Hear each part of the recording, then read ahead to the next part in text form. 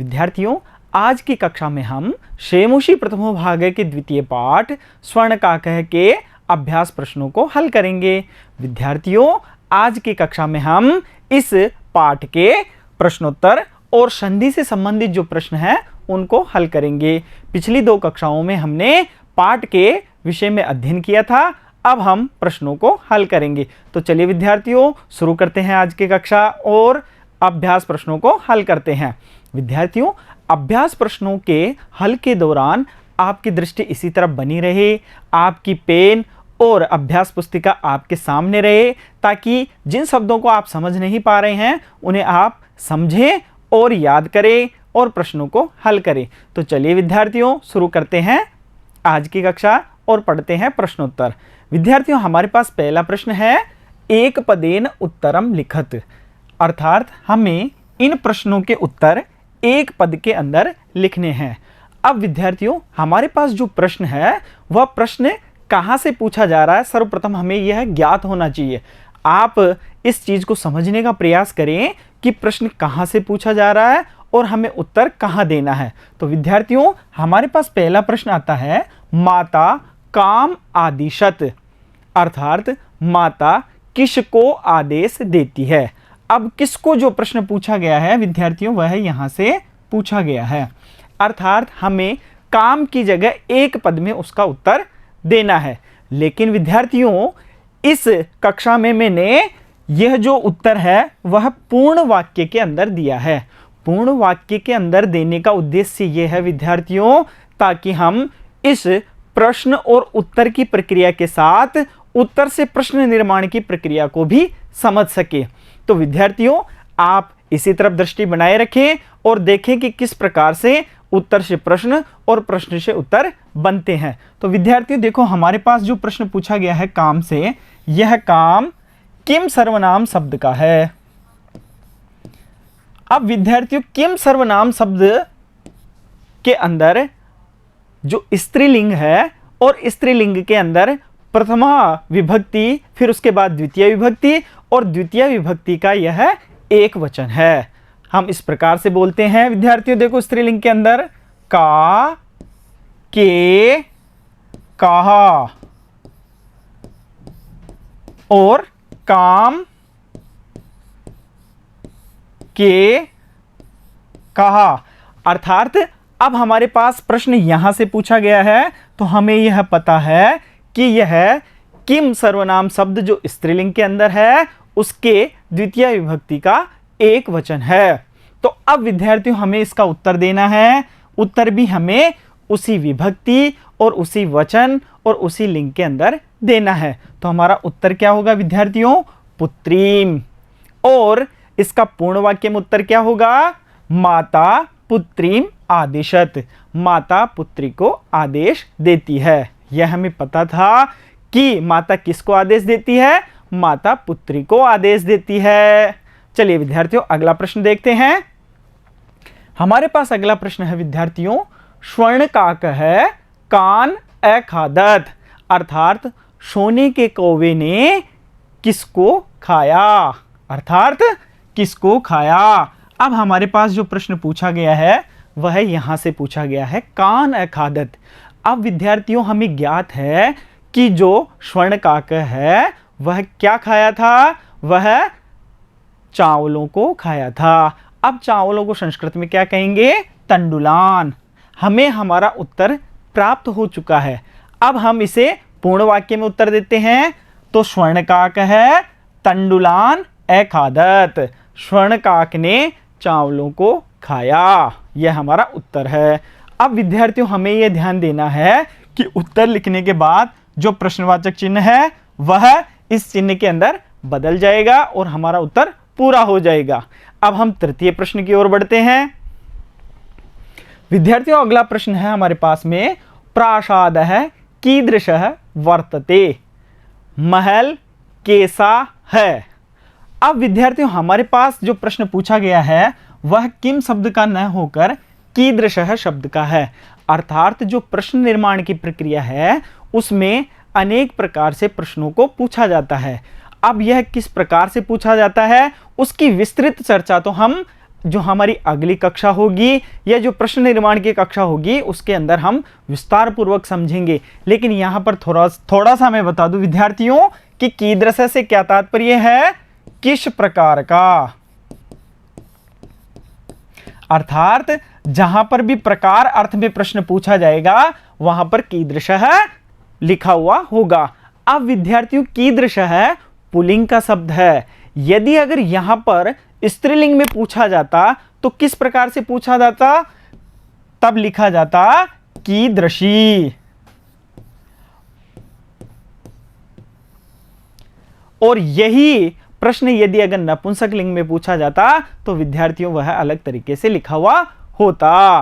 तो चलिए विद्यार्थियों हम इसका उत्तर देते हैं। प्रासाद कीदृश वर्तते, जो महल था वह कैसा है, वह महल स्वर्णमय था, यह हमें पता था। तो अब इसका उत्तर क्या लिखेंगे, प्रासाद स्वर्णमय वर्तते, यह हमारा उत्तर होता है। तो अगले प्रश्न की ओर बढ़ते हैं। अगला प्रश्न था विद्यार्थियों, गृहम आगत्य तया का समुद्घाटिता। गृहम आगत्य, दो शब्द हैं गृहम और आगत्य, तया उसके द्वारा, का समुद्घाटिता क्या खोलती है, किसको खोलती है, घर आकर वह किसको खोलती है। अब हमें पता है कि घर आकर बालिका जो मंजूषा थी, जो पेटी थी, उसको खोलती है। तो हमारा उत्तर इसकी जगह लिखा जाएगा, क्या लिखा जाएगा, मंजूषा। अब हमारा पूर्ण वाक्य में उत्तर क्या होगा विद्यार्थियों, गृहम आगत्य तया मंजूषा समुद्घाटिता, घर आकर उसके द्वारा पेटिका को खोला जाता है। अब अगले प्रश्न की ओर बढ़ते हैं विद्यार्थियों। अगला प्रश्न है हमारे पास, लोभाविष्टा बालिका कीदृशीं मंजूषाम नयति। जो लोभी बालिका थी वह किस प्रकार की पेटिका को लेती है। वहां पर हमने देखा था कि जो स्वर्णकाक है वहां पर 3 पेटियां प्रतिस्थापित करता है, रखता है और बालिका से कहता है कि इनमें से जो आपको उचित लगे वह पेटिका आप स्वीकार करो। तो जो लोभी बालिका थी वह किस प्रकार की पेटिका को लेती है, वह हमें पता था कि वह बड़ी पेटिका को लेती है। तो उत्तर किस प्रकार से लिखेंगे विद्यार्थियों, हम कीदृशीं के स्थान पर लिखेंगे बृहत्तमाम। तो हमारा पूर्ण उत्तर क्या होगा, लोभाविष्टा बालिका बृहत्तमाम मंजूषाम नयति। लोभी बालिका बड़ी मंजूषा को लेती है, बड़ी पेटी को लेती है। विद्यार्थियों हमने जो एक पद में उत्तर देने वाले प्रश्न थे उनको सभी को हमने हल कर लिया है। हल करने के बाद में आपको लिखने की दृष्टि से या आपको याद करने की दृष्टि से इन सभी को एक साथ हमने लिख दिया है। इसे आप अपनी अभ्यास पुस्तिका में लिखें और याद करने का प्रयास करें। अब विद्यार्थियों हम आगे की ओर बढ़ते हैं। हमारा अगला प्रश्न क्या है, हमारा अगला प्रश्न है विद्यार्थियों कि अधोलिखितानां प्रश्नानां उत्तराणि संस्कृत भाषया लिखत। जो नीचे लिखे हुए प्रश्न हैं उनके उत्तर संस्कृत भाषा में लिखो, ऐसा हमारा प्रश्न कह रहा है। अब वह क्या प्रश्न देता है और हमें उसके क्या उत्तर लिखने हैं। तो विद्यार्थियों आप देखो कि पहला प्रश्न क्या आया है। हमारे पास पहला प्रश्न आया है कि निर्धनायाः वृद्धायाः दुहिता कीदृशी आसीत्। निर्धन वृद्धा की पुत्री कैसी थी, यह हमारे पास प्रश्न आया है। तो निर्धन वृद्धा थी, उसकी पुत्री कैसी थी विद्यार्थियों, उसकी पुत्री हम जानते हैं कि वह विनम्र और मनोहर थी, मन को हरने वाली थी। लेकिन अब इसका उत्तर हमें सावधानी पूर्वक पूर्ण वाक्य के अंदर देना है। तो देखिए कीदृशी के स्थान पर हम लिखते हैं विनम्रा और मनोहराच। अब उसके बाद में पूरे वाक्य को उसी प्रकार से लिखते हैं, निर्धनायाः वृद्धाया दुहिता विनम्रा मनोहरा च आसीत। जो निर्धन वृद्धा थी उसकी पुत्री विनम्र और मनोहर थी। विद्यार्थियों आपको समझ में आ रहा होगा और आप इसे तत्काल याद करने का भी प्रयास कर रहे होंगे, क्योंकि बहुत छोटे छोटे उत्तर हैं। इन्हें आप यदि अगर साथ के साथ याद करते हुए चलेंगे तो आगे हमें आवश्यकता नहीं होगी एक विशेष समय लेकर इनको याद करने की। तो चलिए विद्यार्थियों, देखते हैं आगे का क्या प्रश्न है। आप समझते रहिए और देखते रहिए। हमारा अगला प्रश्न है, बालिकया पूर्वम कीदृशः काकः न दृष्टः आसीत्। बालिका ने पहले किस प्रकार का कौवा नहीं देखा था। अर्थात फिर प्रश्न पूछा है कीदृश से, किस प्रकार का कौवा उसने नहीं देखा था। अब हम कीदृश की जगह उसका उत्तर ढूंढते हैं। तो उत्तर हमारे पास क्या है विद्यार्थियों? स्वर्ण पक्ष है, रजत चंचू, स्वर्ण काक है। यह हमारा उत्तर है। अब हम इस उत्तर को पूर्ण वाक्य में बनाने का प्रयास करते हैं। तो पूर्ण वाक्य में क्या बनेगा? बालिकया पूर्वम स्वर्ण पक्षः रजत चंचू स्वर्ण काकः न दृष्टः आसीत्। अब देखो, बालिका के द्वारा पहले सोने के पंख वाला, चांदी की चोंच वाला स्वर्ण काकः नहीं देखा था। अर्थात बालिका ने इस प्रकार का कौवा नहीं देखा था। अब अगला प्रश्न विद्यार्थियों हमारे पास में, निर्धनायाः दुहिताः मंजूषायाम कानि अपश्यत। जो निर्धन पुत्री थी उसने मंजूषा के अंदर क्या देखा। अर्थात जो निर्धन बालिका थी, स्वर्ण काक से जो मंजूषा घर ले जाती है, उस घर को खोलने के बाद वह उसमें क्या देखती है। तो विद्यार्थियों क्या देखती है? महारहाणी हीरकाणी, बहुमूल्य हीरे। अब हम इसको पूर्ण वाक्य में उत्तर देते हैं। तो निर्धनाया दुहिता मंजूषायाम महारहाणी हीरकाणी अपश्यत। निर्धन पुत्री ने मंजूषा में बहुमूल्य हीरों को देखा। अगला प्रश्न क्या है विद्यार्थियों हमारे पास में? बालिका किम दृष्ट्वा आश्चर्यचकिता जाता। बालिका ने क्या देखकर आश्चर्यचकित हो जाती है? किम। विद्यार्थियों वही किम सर्वनाम से प्रश्न पूछे जा रहे हैं। और उसके अलावा हमारे पास एक शब्द और आया है कीदृशः, कीदृशी। इस प्रकार के प्रश्न पूछे जा रहे हैं। तो हमने देखा कि इस प्रकार के प्रश्नों का उत्तर हमें किस प्रकार से देना है। अब यहां पर जो प्रश्न पूछा गया है वह पूछा गया है कि क्या देखकर या किसको देखकर।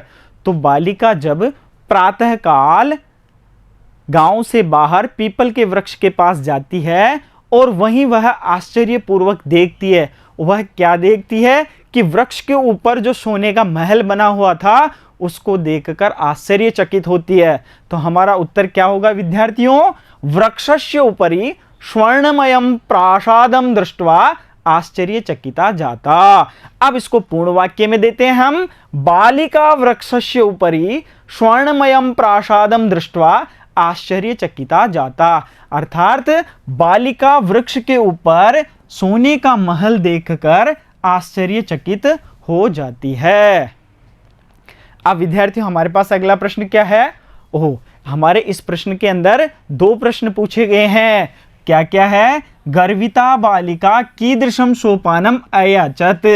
जो घमंडी बालिका थी उसने किस प्रकार के सोपान की मांग की थी। अर्थात किस प्रकार के सीढ़ियों को मांगा था। और दूसरा प्रश्न क्या है कि कीदृशम च प्राप्नोत, और किस प्रकार का उसने प्राप्त किया। अर्थात उसने किस प्रकार की सीढ़ी को मांगा और किस प्रकार की प्राप्त की। अब हम दोनों प्रश्नों को उत्तर देते हैं कि कीदृशम सोपानम, किस प्रकार का सोपान उसने मांगा था, किस प्रकार की सीढ़ी मांगी थी उसने मांगी थी स्वर्णमयम सोपानम। तो हमारे पहले का उत्तर क्या आया विद्यार्थियों? स्वर्णमयम सोपानम। और किस प्रकार की उसने प्राप्त की थी? ताम्रमयम सोपानम।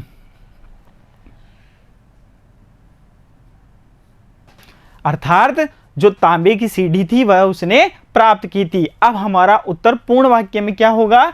गर्विता बालिका स्वर्णमयम सोपानम अयाचत ताम्रमयम सोपानम च प्राप्नोत। अर्थात उसने सोने की सीढ़ी को मांगा था और तांबे की सीढ़ी को प्राप्त किया था। यहाँ तक हमने जो हमारा प्रश्न था उसको हल किया। अब विद्यार्थियों हमारे पास एक नया प्रश्न आता है। नया प्रश्न क्या है विद्यार्थियों कि अधोलिखितानां शब्दानां विलोम पदम पाठात चित्वा लिखत, अर्थात जो नीचे लिखे गए शब्द हैं, अर्थात ये शब्द उनके विलोम पद अर्थात उनके विलोम शब्द पाठात चित्वा लिखत, जो पाठ है हमारा जो स्वर्णकाक है पाठ है उससे चुनकर इनके विलोम शब्द हमें यहाँ लिखने हैं। अब विद्यार्थियों आप पाठ के अंदर ढूंढो और इन विलोम शब्दों को लिखो। हम यहाँ पर इसका एक बार अभ्यास करते हैं, फिर भी आपको पाठ के अंदर ढूंढना है और उनको लिखना है यह कहाँ कहाँ से लिए गए हैं। देखो हमारे पास पहला शब्द क्या है विद्यार्थियों, पश्चात। पश्चात का मतलब होता है बाद, बाद में, और उसका विलोम शब्द क्या होगा विद्यार्थियों, पूर्वम, जो आपको अपनी पाठ्य पुस्तक में से ढूंढना है कि यह हमने कहाँ से लिया है। दूसरा शब्द हमारे पास है विद्यार्थियों हसितुम, हंसने के लिए। अब इसमें तुमुन प्रत्यय साथ में है विद्यार्थियों, तो जो शब्द हमें मिलेगा वह भी तुमुन प्रत्यय वाला ही अपनी पाठ्य पुस्तक के अंदर मिलेगा। तो दूसरा शब्द क्या है, इसका विलोम शब्द क्या होगा विद्यार्थियों, रोदितुम। अब हमारे पास अगला शब्द है अधः। अधः का मतलब होता है विद्यार्थियों नीचे, और उसका विलोम शब्द क्या होगा, ऊपरी, ऊपर। अब हमारे पास अगला शब्द है विद्यार्थियों श्वेतः। श्वेतः खुद श्वेतः के अंदर ही लिखा हुआ है, अर्थात श्वेतः से क्या तात्पर्य है, सफेद, और श्वेतः का विलोम शब्द क्या होगा, कृष्णः। अब हमारे पास अगला शब्द है विद्यार्थियों सूर्यास्तः। सूर्यास्त से क्या तात्पर्य है, सूर्य अस्त, और सूर्यास्त का विलोम शब्द क्या होगा, सूर्योदयः। अब हमारे पास अगला शब्द है सुप्तः। सुप्तः का मतलब सोया हुआ, और उसका विलोम पद क्या होगा, प्रबुद्धः, जगा। और प्रबुद्धः कहाँ मिला था हमको, जब कौआ सोने की खिड़की खोलकर उसको देखता है तो देखने से पहले क्या होता है, स्वर्णकाकः प्रबुद्धः, स्वर्णकाक जगा। वहां से हमने यह शब्द लिया है। अब आपको इन शब्दों को अपनी पाठ्य पुस्तक में ढूंढना है और वहां चिन्हित करना है कि ये शब्द यहाँ से लिए गए हैं। अब विद्यार्थियों हम अगले प्रश्न की ओर बढ़ते हैं। हमारा अगला प्रश्न है विद्यार्थियों संधि का। प्रश्न पूछा गया है संधिम कुरुत, अर्थात जो यहाँ शब्द दिए हुए हैं वह विच्छेद करके दिए हुए हैं। इन विच्छेद शब्दों को हमें संधि युक्त करना है, संधि युक्त बनाना है। तो अब विद्यार्थियों हमारे पास जो शब्द दिए हुए हैं इन सभी शब्दों को हमें संधि युक्त करना है। प्रश्न इतना सा पूछा गया है। प्रश्न में ये नहीं पूछा गया है कि हमें इस संधि का नाम लिखना है या नहीं लिखना है, यह इसने नहीं बताया है। सिर्फ यही पूछा है कि इन शब्दों को संधि युक्त करके हमें लिखना है। हमारे पास में पद दिए हुए हैं, उन पदों को संधि युक्त करके संधि में बना के और वहाँ पर लिखने हैं। अब विद्यार्थियों आपने पिछली कक्षा में संधि के बारे में जाना होगा, निश्चित है कक्षा 8 में आपने संधि के बारे में जाना होगा। फिर भी हम यहाँ संधि के बारे में थोड़ा सा जानेंगे, और ये जो शब्द दिए हुए हैं इनमें कौन कौन सी संधि है उसको भी हम थोड़ा थोड़ा जानेंगे। बाकी विस्तृत रूप से हम जब भी हमारी संधि की कक्षा होगी उसमें हम जानेंगे। तो विद्यार्थियों संधि जानने और इनको संधि युक्त करने से पूर्व हम एक बार इन शब्दों को पढ़ते हैं और बोलने का अभ्यास करते हैं। पढ़ने और बोलने के अभ्यास के दौरान आप अपनी दृष्टि निरंतर इसी तरफ बनाए रखें, इनको बोलते रहें। अगर आप बोलेंगे इनको तो आपको अभ्यास होगा और आपको स्मरण भी रहेगा। तो विद्यार्थियों अब हम बोलने से पूर्व देखते हैं कि यहाँ बीच में एक चिन्ह बना हुआ है। इस चिन्ह को कई जगह योग के रूप में बोलते हैं, कई जगह धन के रूप में बोलते हैं, कई जगह प्लस के रूप में बोलते हैं।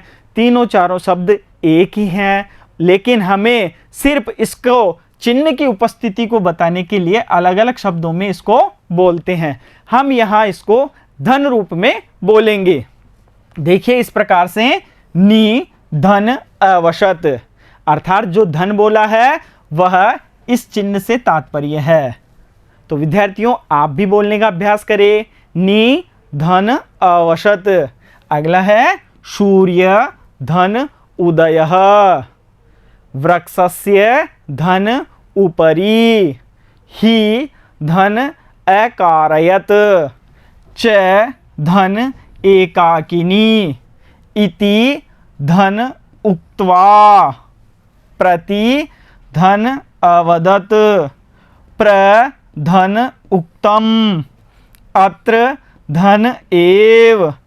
तत्र धन उपस्थिता। यथा धन इच्छम। अब इन सभी वर्णों का हमने एक बार उच्चारण किया। अब हम संधि के विषय में जानते हैं और जो इन पदों के अंदर जो संधि है उस संधि को हम करने का प्रयास करते हैं। तो चलिए विद्यार्थियों सर्वप्रथम हम संधि के विषय में जानते हैं। अब विद्यार्थियों हमारे पास जो संधि की परिभाषा है या संधि किसे कहते हैं वह हमारे सामने है। इन्होंने कहा कि वर्णानाम मेलनम संधि, अर्थात वर्णों के मेलन को संधि कहते हैं। क्या लिखा इन्होंने? सामान्यतः वर्णों के मेलन को संधि कहा जाता है। वर्णों के मेल को, तो विद्यार्थियों हमारे पास है कि वर्णों का जो मेलन होगा उसे संधि कहेंगे और पदों के मेलन को क्या कहेंगे? यह प्रश्न आपके लिए है, आप इस पे विचार करें कि वर्णों के मेल को संधि कहते हैं तो पदों के मेल को क्या कहते हैं। अब इन्होंने लिखा कि वर्णों के मेलन में होने वाले लोप, आगम, आदेश और वर्णों में परिवर्तन को संधि कार्य कहा जाता है। सर्वप्रथम इन्होंने बताया कि वर्णों के मेलन को संधि कहते हैं और उनके अंदर जो जो कार्य होते हैं उसका भी इन्होंने थोड़ा सा हमें यहाँ बताया है। अब विद्यार्थियों अब हम पहली प्रक्रिया में समझते हैं कि लोप किसे कहते हैं। तो देखिए विद्यार्थियों लोप किसे कहेंगे। हमारे पास में शब्द है निर्धनरसः नीरसः। यह हमारे पास एक पद है और हमें पता है कि वर्णों के मेल को संधि कहते हैं, अर्थात धन जहाँ पर यह चिन्ह प्रयोग किया गया है उसके पहले और उसके बाद वाले वर्णों के योग से संधि बनानी है। तो हमारे पास दोनों शब्द है, दोनों शब्दों को हम जोड़ेंगे तो संधि का निर्माण होगा। लेकिन विद्यार्थियों यहाँ देखो कि र और उसके बाद फिर से र, और जब हम इसको संधि युक्त बनाएंगे तो शब्द बनेगा हमारे पास में नीरसः, अर्थात दोनों र में से किसी एक र का लोप हो जाता है। लोप हो जाने का मतलब है विद्यार्थियों वह हमें दिखाई नहीं देता है, अर्थात वह कहीं चला जाता है। तो उस प्रक्रिया को कहते हैं लोप, अर्थात दिखाई नहीं देने की स्थिति को कहेंगे लोप। अब दूसरा शब्द हमारे पास है विद्यार्थियों आगम। आपको समझ में आ रहा होगा कि लोप किस प्रकार से हुआ। अब हम समझेंगे उसको कि आगम किस प्रकार से होगा। अब विद्यार्थियों हमारे पास शब्द है अनुच्छेद है। अब हम इसको दो पदों में बांट दिया है संधि करने के लिए। हमारे पास दो शब्द कौन से हैं? अनु और छेद है, अर्थात इन दोनों वर्णों के अंदर संधि होनी है। अब जब संधि युक्त पद निकल कर आएगा तब पद बनेगा अनुच्छेद है, अर्थात हमारे पास यह च कहाँ से आया है? अर्थात यह च संधि प्रक्रिया के दौरान कहीं से उपस्थित हुआ है और इस पद के साथ प्रयुक्त हुआ है। तो विद्यार्थियों अब आप देखो कि जो यह च आया है उसे कहते हैं आगम, अर्थात एक नए शब्द का आना आगम कहलाता है, एक नए वर्ण का आना आगम कहलाता है। अब हमारे पास है विद्यार्थियों आदेश। देखिए विद्यार्थियों हमारे पास पद है विद्या धन आलय है और पूरा पद बन जाता है विद्यालय है। अब विद्यार्थियों यहां से अंतिम वर्ण आ और यहां का आरंभिक वर्ण आ दोनों मिलकर क्या बने? आ, अर्थात जब दो वर्ण मिलकर एक हो गए तो उसे कहते हैं आदेश। अब यह आदेश भी होता है और एकादेश भी होता है। कई बार सिर्फ इसी वर्ण को आदेश होकर नया वर्ण बन जाता है और कई बार दोनों शब्द मिलकर एक नए वर्ण का निर्माण करते हैं, उसे कहते हैं एकादेश।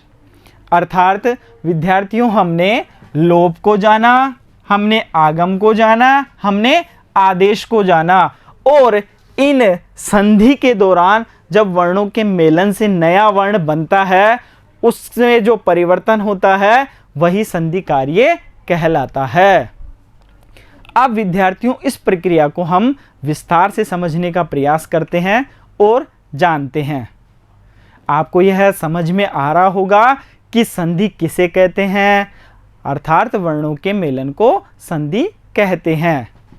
अब विद्यार्थियों, हमारे संधि कार्य में आए हुए जो पद हैं उन पदों को ही हम इस कक्षा के अंदर ले रहे हैं, जो हमारी पाठ्य पुस्तक के अंदर है और प्रश्नों में शामिल है। उन्हीं संधियों को हम यहाँ समझेंगे, बाकी संधियों को हम अगली कक्षा में, जब भी हमारी संधि की कक्षा होगी, उसके अंदर समझेंगे। तो विद्यार्थियों, यहाँ देखिए, सर्वप्रथम हमने लिया है यण संधि को। विद्यार्थियों, यण संधि पढ़ने के दौरान हमारे पास सर्वप्रथम आता है एक सूत्र जो है इको यणची। आप इसका उच्चारण कीजिए और बोलिए इको यणची। अब हम सर्वप्रथम इस सूत्र को 3 टुकड़ों के अंदर बांट देते हैं। सर्वप्रथम हमारे पास आता है इका, यण और अची। विद्यार्थियों, ये तीनों शब्द एक प्रत्याहार है।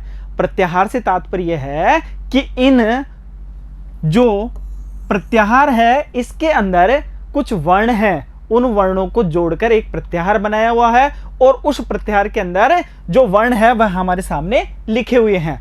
अब हम इन वर्णों को समझते हैं, इस संधि की प्रक्रिया को समझते हैं और फिर उसके उदाहरणों को समझते हैं। तो सर्वप्रथम हम देखते हैं विद्यार्थियों, हमारे पास जो तीनों वर्ण हैं इकः, यण और अचि। ये सूत्र कहता है कि इकः स्थाने यण स्यात् अचि संहितायाम विषये। इक के स्थान पर यण आदेश हो जाए ऐसा वर्ण स्वर हो तो ये कहता है कि इक अर्थात ई उ री ली के स्थान पर य व र ल आदेश हो जाए असमान स्वर होने पर। अब हमने जो लिखा है हम उसका अध्ययन करते हैं। इक वर्णों ई उ री ली के स्थान पर क्रमशः यण वर्ण य व र ल आदेश हो जाते हैं यदि आगे असवर्ण स्वर हो तो। अब विद्यार्थी, ये जो सारे वर्ण हैं ये आधे हैं, इनके अंदर स्वर मिला हुआ नहीं है। अब हम देखते हैं कि ई के साथ में ह्रस्व ई भी है और दीर्घ ई भी है, अर्थात ई जहां भी आएगा वह चाहे ह्रस्व हो चाहे दीर्घ हो उसके स्थान पर यह आदेश हो जाएगा, लेकिन उसके आगे स्वर असमान होने चाहिए। असमान स्वर से मतलब है विद्यार्थियों, जैसे हमारे पास ई है और ई के आगे यदि अगर ई है तो यह हो जाएगा समान स्वर, अर्थात ई के आगे ई है, और यदि अगर ई के आगे हमारे पास में यदि अगर अ है तो यह हो जाएगा असमान स्वर। अब हमें समझ में आ गई है कि समान स्वर कैसे होंगे, असमान स्वर कैसे होंगे। तो अब हम उदाहरणों की ओर अग्रसर होते हैं और जानते हैं कि किस प्रकार से यह संधि होती है। अब विद्यार्थियों, हमारे पास सर्वप्रथम उदाहरण है नि धन अवशत। अब हम इनको वर्ण विच्छेद करेंगे और वर्ण विच्छेद सिर्फ इतना सा करेंगे कि यह जो निशान बना हुआ है संधि का या योग का, उसके दोनों तरफ जो वर्ण है उनको अलग करेंगे और फिर उनको देखते हुए कि किस प्रकार से उसमें संधि होगी वह हम जानेंगे। तो देखो विद्यार्थियों, सर्वप्रथम मैंने यहाँ लिया न और इसके अंदर से मैंने स्वर निकाल लिया है ई, और आगे हमारे पास है अवसत। हमें संधि यहां करनी है और संधि करके संधि युक्त पद बनाना है। हमारे पास जो पहला वर्ण है वह ई है और उसके बाद में जो वर्ण है वह अ है। अब हमें पता है कि ई के बाद में असमान स्वर है, इस कारण से यह संधि यण संधि हो सकती है। अब किस प्रकार से होगी, उन्होंने कहा कि ई के स्थान पर यह आदेश होगा, हमने यह आदेश कर दिया है। अब विद्यार्थियों, ए आदेश होने के बाद में अब हमें कुछ भी नहीं करना है, सिर्फ जो हमारे पास वर्ण है उनको मिलाना है और एक साथ करना है। देखिए न आधा है इसलिए इसके अंदर मिल जाएगा। अब हमारे पास ए भी है, तो ए को इसके अंदर मिला देंगे तो शब्द बन जाएगा न्य पूरा, फिर उसके बाद में वसत। यह हमारे पास पूरा पद संधि युक्त आ जाता है। इसी प्रकार से अब हमारे पास आगे है ही प्लस अकारयत शब्द, उसी प्रकार से हमारे पास बनकर आता है ही अकारयत। लेकिन किस प्रकार से बना यह हम समझते हैं। ई हमारे पास में इसके अंत में है, ह हमारे पास पहले से ही है, उसके बाद अ है। अब हमने देख लिया है कि यहाँ पर ई के आगे असमान स्वर है, इसलिए ई के स्थान पर क्या लिखेंगे विद्यार्थियों, य, और ए इसके अंदर मिला देंगे तो पूरा बन जाएगा य है, पहले से हमारे पास है तो है इसके अंदर मिल जाएगा, शब्द इस प्रकार से हमारे पास यह बन जाएगा। और आगे कारयत उसी प्रकार से हम लिख देंगे तो मिलकर बन जाएगा ही कारयत।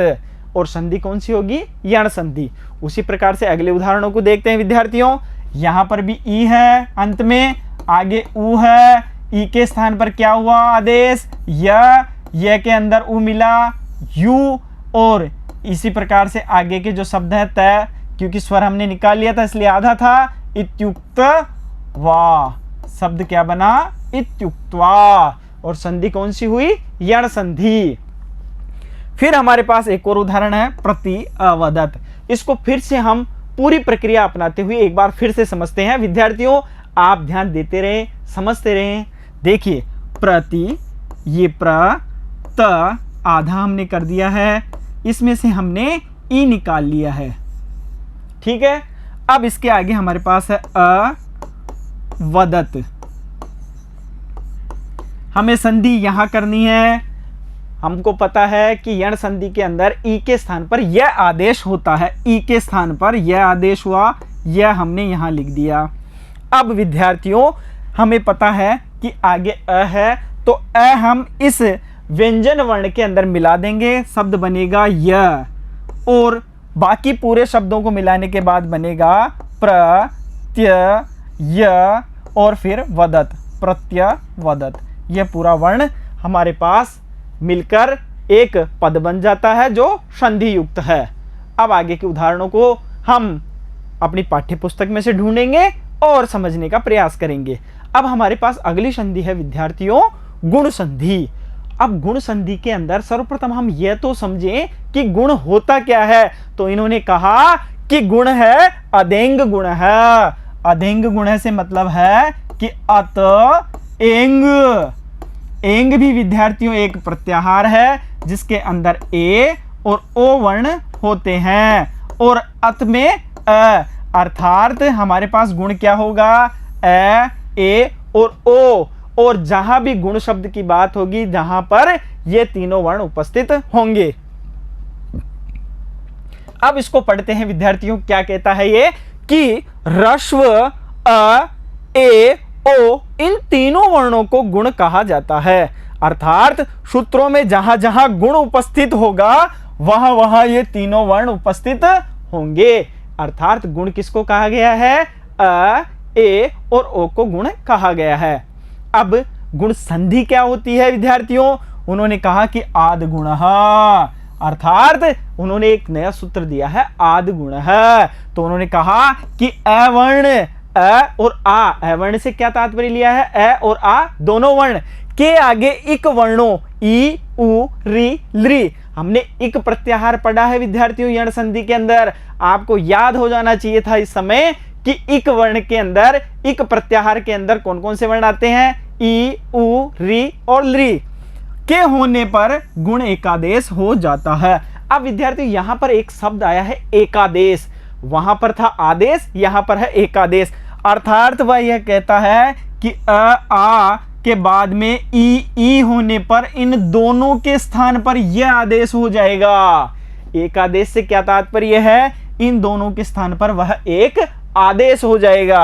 अर्थात अ या आ के बाद उ या उ हो तो ओ आदेश हो जाएगा, अ या आ के बाद री और री हो तो अर आदेश हो जाएगा, अ या आ के बाद लृ हो तो अल आदेश हो जाएगा। अर्थात ये दोनों वर्ण मिलकर एक नए वर्ण को आदेशित कर देंगे। अब इसकी प्रक्रिया को समझते हैं विद्यार्थियों। हमारे पास पहला उदाहरण है सूर्य धन उदय। अब हम वही प्रक्रिया अपनाते हैं। सूर्य हमने ले लिया है यहाँ से, इसमें से काट के हमने ए को अलग कर लिया है। ए के बाद में हमारे पास में ऊ आ चुका है विद्यार्थियों।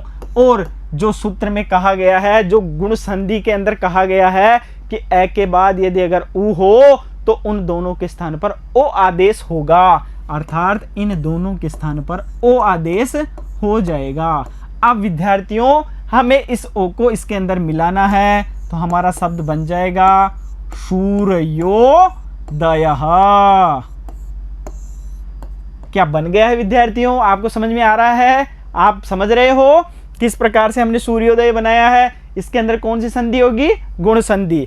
अब हम चलते हैं अगले की ओर। हमारे पास वही है, अ है और उसके बाद ऊ है। इन दोनों को मिलकर क्या बनेगा विद्यार्थियों? ओ। और हमारे पास शब्द बनकर क्या आएगा? वृक्षस्योपरि, गुण संधि। उसी प्रकार से अब हमारे पास है प्रोक्तम। प्र के अंदर से हमने ए निकाला और आगे है उक्तम। ए और ऊ मिलकर बना ओ। ओ को हम इसके अंदर मिलाएंगे प्रो और आगे हमारे पास है तम। शब्द बना हमारे पास में प्रोक्तम। तो अब विद्यार्थियों हमने यह गुण को जाना। अब हम और उदाहरण देखते हैं। तत्र उपस्थित था, ए के बाद में क्या है विद्यार्थियों? ऊ। और ए और ऊ के स्थान पर क्या होगा? ओ। तो शब्द क्या बनेगा? तत्रोपस्थिता। इसी प्रकार से अब हमारे पास यहां आ है, आ के बाद में ई है। अब हमें यह देखना है कि आ के बाद यदि अगर ई आता है तो क्या आदेश होता है? तब आदेश होता है विद्यार्थियों ए। ए आदेश होता है। चलिए मिलाते हैं।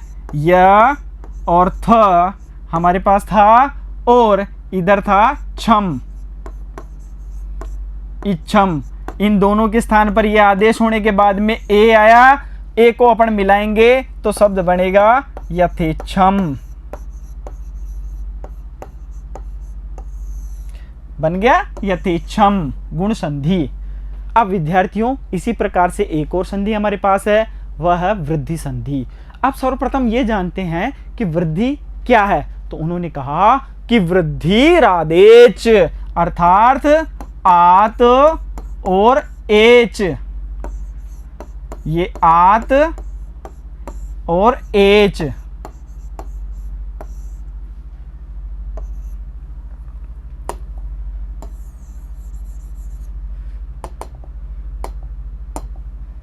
आत और एच हमारे पास आ चुके हैं। एच भी प्रत्याहार है। एच के अंदर कौन कौन से वर्ण आएंगे विद्यार्थियों?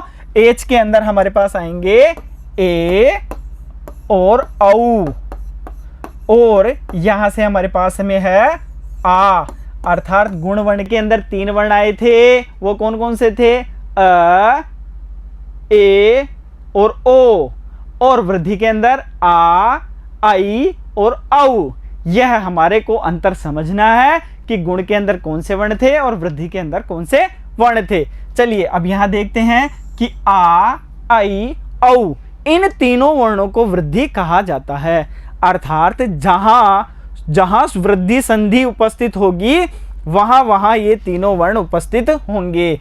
उन्होंने कहा कि सूत्रों में जहां जहां पर भी वृद्धि की बात होगी वहां पर ये वर्ण उपस्थित होंगे, और जहां जहां गुण की बात होगी वहां वहां पर अ, ए और ओ उपस्थित होंगे। चलिए उदाहरणों की ओर देखते हैं और समझते हैं। इन्होंने कहा कि किस प्रकार से वृद्धि संधि होगी। उन्होंने कहा कि वृद्धि रेची, वर्ण अ या आ के बाद एच वर्णों ए, ओ, आई, औ के होने पर वृद्धि एकादेश होगा। कैसे होगा? जैसे ए या आ के बाद में ए है तो क्या बनेगा? आई। ए या आ के बाद में ओ होगा तो क्या बनेगा? औ। ए या आ के बाद में ए होगा तो ऐ, और ए या आ के बाद में औ होगा तो औ एकादेश होगा। अब हम देखते हैं उदाहरणों में कि किस प्रकार से यह आदेश होगा।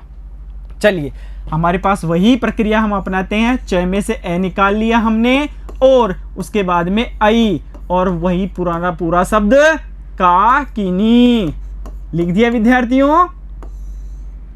ठीक है, यहां पर यह कह रहा है कि इन दोनों पर वृद्धि एकादेश हो जाएगा। इन दोनों वर्णों में वृद्धि एकादेश क्या होगी? आई। अब आई को हम इसके अंदर मिलाएंगे तो हमारे पास शब्द बनेगा चई। ठीक है, वो पूरा शब्द का, की और नी, पूरा वर्ण बन गया हमारे पास में, पूरा शब्द हमारे पास में आ गया सभी वर्णों को मिलाकर, चैकाकिनी। उसी प्रकार से हमारे पास यहाँ है अ के बाद में ए, दोनों मिलकर बनेंगे आई, और इसमें मिलाने के बाद में बनेगा अत्रेव। अब विद्यार्थियों, हमारे पास जो हमारी पाठ्य पुस्तक का द्वितीय पाठ है, उस द्वितीय पाठ में जो संधि से संबंधित प्रश्न हमसे पूछे गए थे, उन प्रश्नों को हमने एक जगह ले लिया है, और इन्हीं प्रश्नों के माध्यम से हमने अभी पूरी जो प्रश्न थे संधि के वो हमने हल किए। अब आपके लिए गृह कार्य है कि आप इन शब्दों को पुनः पढ़ें, कॉपी के अंदर लिखें, और इनको जो संधि है उस संधि का नाम इनके आगे लिखें। चलिए एक बार मैं पढ़कर इसका अभ्यास करवाता हूं, आप भी इसको बोलें और याद करने का प्रयास करें, समझने का प्रयास करें। नि धन अवशत क्या बना? न्यवशत। संधि कौन सी होगी यह आप अपने मस्तिष्क में रखें और कॉपी के अंदर लिखें।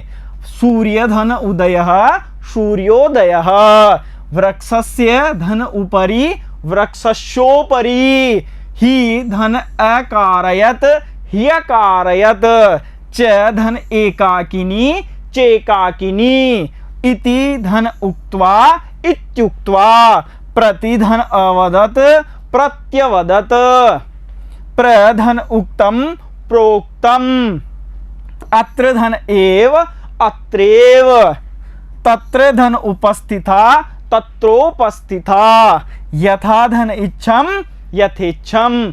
इन वर्णों को हमने एक बार बोला और समझा। अब आपका कार्य है कि इन वर्णों के मिलान पर किस प्रकार से नई संधि बनती है और उस संधि का क्या नाम होता है वह आपको इसके आगे लिखना है। तो विद्यार्थियों, यह आपका गृह कार्य हो गया। अब शेष बचे हुए प्रश्नों को हम आगे की कक्षा के अंदर पढ़ेंगे। तो विद्यार्थियों, बचे हुए प्रश्नों के साथ हम मिलते हैं अगली कक्षा में। धन्यवाद।